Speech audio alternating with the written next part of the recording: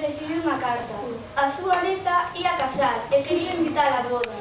A avoa púxose tan contenta que botou a andar axiña para non chegar tarde. Ao cabo dun rato encontrou un lobo que lle dixo: Aboín, voute, papá. Non me comas, lobo, que estou moi fraquiña. Foi a boda da miña neta, cando volva estarei máis gorda. Pois vai, aquí te espero. Algo máis adiante, a avoa atopou un oso que lle dixo: Aboín, voute, papá.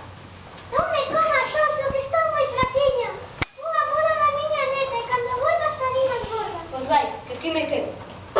Na casa plena de bocadillo, atopou un león que lle dixo: Aboín, voute, papá. Non me comas, león, que estou moi fraquiña. Foi a boda da miña neta, e cando volva estarei máis gorda. Pois vai, que aquí te espero. A Melina, ao chegar a casa da neta asustada, contoulle o que pasara. Aboíña, non se preocupe. Non é moi tarde.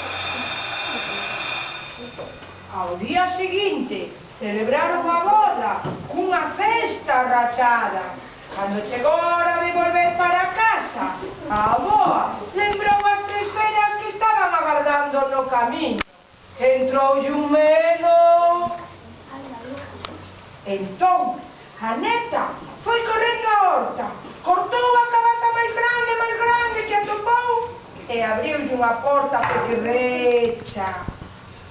Aboíña, neta se dentro da cabaza. A neta botou unha roda polo camiño. Un pouco máis adiante estaba León, que lle preguntou: Cabas ti, non viche por aquí unha velliña? Non vi ni velliña, corre, corre, cabaciña, corre, corre, cabazón. O león quedou tranquilo e a boa seguiu rodando.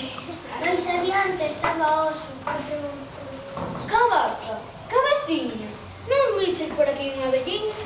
Non vi bella, ni velliña, ni velliña, ni vellón. Corre, corre, cabaciña, corre, corre, cabazón. O oso quedou pasmado e a boa seguiu rodando.